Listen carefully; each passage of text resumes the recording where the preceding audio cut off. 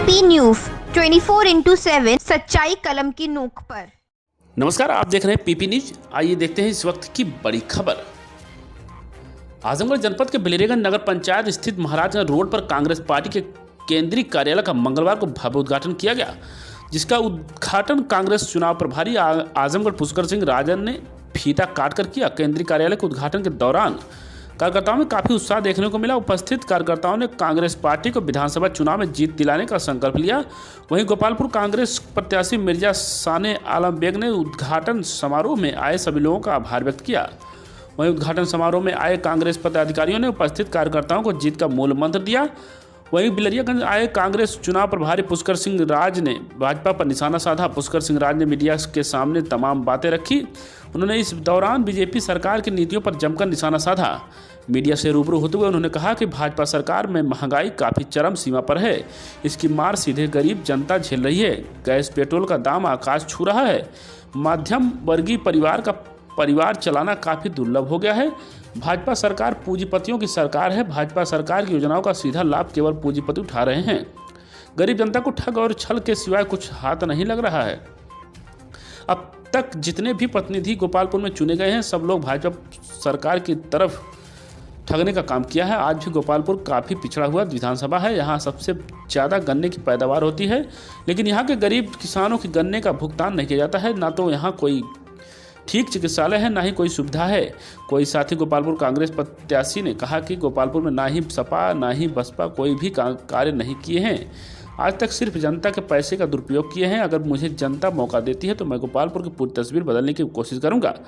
आइए देखिए योगेंद्र प्रजापति की खास रिपोर्ट।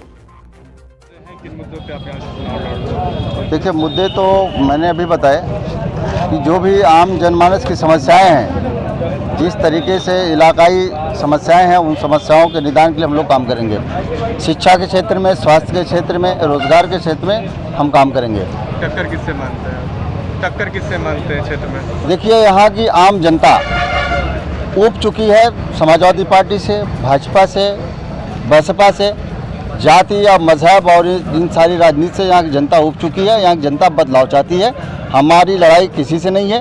वो लोग आपस में लड़ रहे हैं और जनता हमें अपना आशीर्वाद दे रही है। सपा से नफीस जी विधायक भी हैं, तो आप जनता के सामने किन वादों के साथ जा रहे हैं कि जनता चुनाव के समय ज़्यादा से ज़्यादा आपको वोट करे? हम जनता के बीच में जा रहे हैं, अपनी बात कर रहे हैं, और 5 सालों में जो विधायक ने जो किया है वो जनता के सामने है।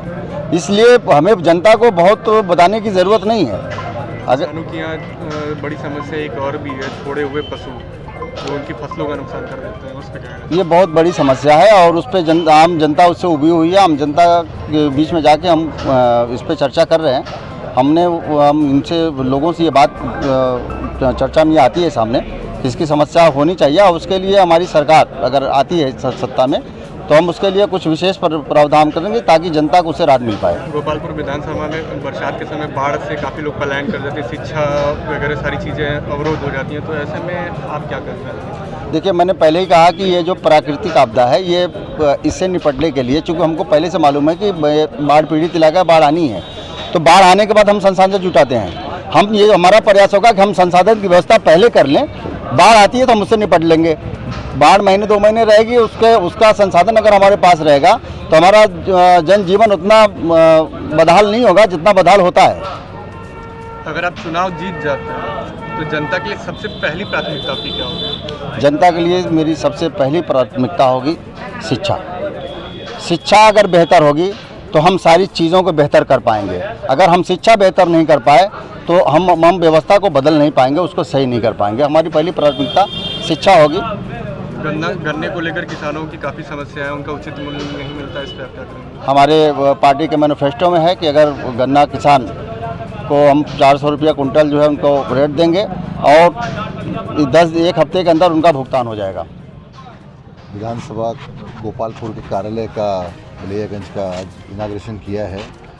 मैं क्षेत्र में पिछले कई दिनों से घूम रहा हूँ, देख रहा हूँ यहाँ पर आज सारे कार्यकर्ताओं की मीटिंग लेकर जिन क्षेत्रों में जिनको जवाबदारियाँ दी गई है उन्हें सारी व्यवस्थाएं लगाई जाएगी और इसके बाद में बूथ लेवल पर हम लोगों को भ्रमण होगा और जो समस्याएं यहाँ देखी हैं हमने, वो समस्याओं के बारे में आपको बोलूँ न्यूज़ के माध्यम से तो वो ठीक नहीं होगा, कि यहाँ पर लोग अनाज ही चुरा रहे हैं। 5 किलो मिलने वाला अनाज, उसमें से 1 किलो अनाज वहाँ दुकान वाला रखता है और 4 किलो उस गरीब आदमी को देता है। तो फिर उस प्रदेश में क्या विकास की बात करेंगे? जिस प्रदेश के अंदर विकास की बातें हो रही और जो देश की राजनीति को बदलने वाली स्टेट है यूपी, उसके अंदर इस तरह की चोरी हो रही है। आदमी के पेट का अनाज चुराया जा रहा है, उसे मूलभूत सुविधाएं नहीं दी जा रही है। आप मेन रोड से आइए, दिखेगा यूपी में बहुत बड़े बड़े हाईवे हैं, लेकिन आप अंदर आकर देखिए तो आप धूल के अलावा आपको कुछ नहीं मिलेगा। क्या विकास है? लोग कह रहे हैं कि यूपी बिहार का मजदूर यहाँ नहीं आएगा, यूपी बिहार का। अरे यूपी ने ही स्थिति बनाई है कि बेचारा बाहर क्यों जा रहा है। वो मजदूर बाहर मजदूरी करने क्यों जा रहा है? क्योंकि आप उसको रोजगार नहीं दे पाए, आप उसको सड़क की व्यवस्था नहीं दे पाए। यहाँ कई घरों को हमने ऐसा देखा है कि जिनके आवास नहीं है, उनको कुटीर नहीं मिले, प्रधानमंत्री आवास योजना का फायदा नहीं मिला। सिर्फ पानी का हैंडपंप लगा लेने से पेट थोड़ी भर जाता है। आपको रोजगार की व्यवस्था लगाना पड़ेगी उनके लिए। उनको सड़क से गांव और गांव से तहसील और तहसील से जिले तक पहुंचाने की व्यवस्था लगाना होगी। आज बच्चा पढ़ रहा है तो क्या एजुकेशन कर लिया है। कई लड़कियां कल मुझे मिली, इंटरमीडिएट करी हुई है, क्या कर रही हैं? घर में ईंट के भट्टों पर काम कर रही है। रोजगार नहीं है, क्या करेंगी वो? आपने इतना बड़ा स्टेट है, 24 करोड़ की आबादी है, उसके बाद में आपने कितनी पोस्ट निकाली? आप कहें कि हमने साहब फलाने कास्ट के लिए निकाली आरक्षण में। ये कई घर कल हमने दलितों के भी देखे ऐसे कि जिनके बच्चे इंटरमीडिएट करे हुए घर पे ईंट भट्टों पे काम कर रहे हैं, बॉम्बे में जाके काम कर रहे हैं। एजुकेटेड आदमी यदि इस तरह का काम कर रहा है तो फिर आपने रोजगार कौन सा दिया है? आप इतने वर्षों से विकास की और ये बात कर रहे हैं, तो आपने रोजगार क्या दिया है? क्यों लोग जा रहे हैं? पलायन क्यों कर रहे हैं? आप यदि यहाँ व्यवस्था लगा देते तो पलायन नहीं होता। सिर्फ हिंदू मुसलमान से पेट नहीं भरता। आप हर समय कहेंगे फलाना वो कांड हो गया, उसमें मुसलमान था, फलाना वो हो गया, उसमें ये था।